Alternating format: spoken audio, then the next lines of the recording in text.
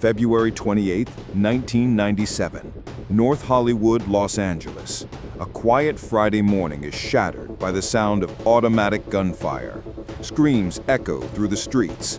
Police officers dive for cover behind patrol cars as bullets rip through windshields and concrete walls. At the center of the chaos, two bank robbers in full-body armor carrying military-grade weapons.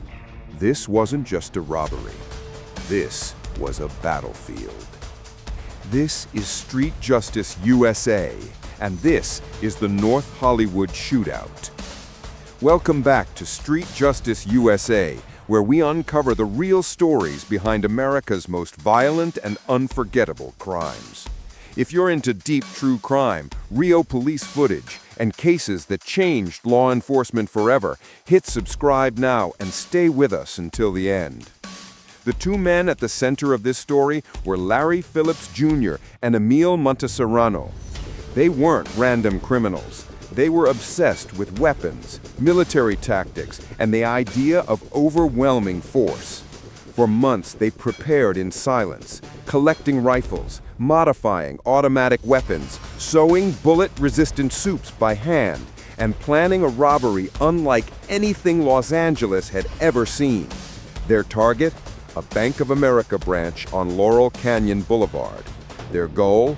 Walk in heavily armed, take hundreds of thousands of dollars, and leave before anyone could stop them.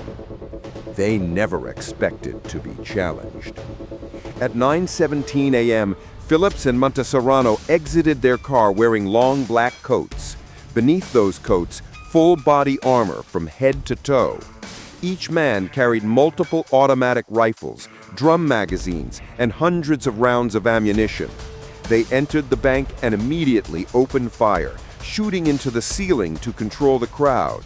Customers and employees dropped to the floor in terror. Glass shattered, alarms screamed, but the robbers didn't get what they expected. The vault timer wouldn't open.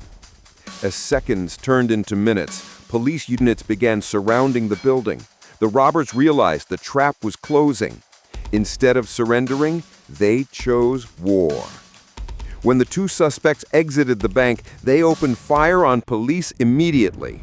Patrol officers were armed only with 9mm pistols and shotguns, completely outmatched by automatic rifles and body armor. More than 300 rounds were fired in the first several minutes. Police cars were shredded by bullets. Windshields exploded. Officers were wounded trying to rescue civilians. News helicopters hovered overhead, broadcasting the shootout live across the nation.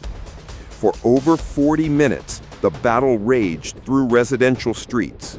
The suspects advanced calmly, firing continuously, reloading in the open, seemingly unstoppable. Some officers were forced to run into nearby gun stores and borrow high-powered rifles just to have a chance. Eventually, Phillips was struck multiple times during a running gunfight. Wounded and unable to escape, he took his own life before police could reach him. Monteserrano was shot in the legs and collapsed near a parked car. Officers held back, fearing explosives. When they finally moved in, they found he had bled out from his wounds. The shootout was over. 11 police officers were injured. 7 civilians were wounded. Thousands watched it unfold live on television in total disbelief. FBI investigators later revealed the full scale of the suspects' preparation. Over a dozen illegally modified automatic rifles, homemade body armor covering nearly every inch of their bodies, thousands of rounds of ammunition, detailed tactical planning. This was not a robbery driven by desperation. This was a mission fueled by obsession. The North Hollywood Shootout changed American law enforcement forever. After that day, patrol officers nationwide were issued assault rifles. Active shooter response tactics were completely rewritten. Body armor standards were upgraded, and police training shifted toward immediate engagement with heavily armed suspects. This single event reshaped how police prepare for mass violence. Two men walked into a bank believing they were untouchable. Instead, they created one of the most violent police shootouts in U.S. history, and changed American policing forever. This is Street Justice USA, where real crime meets real consequences. If this case left you stunned, subscribe now for more true crime from across America. And leave your questions in the comments. What police shootout should we uncover next?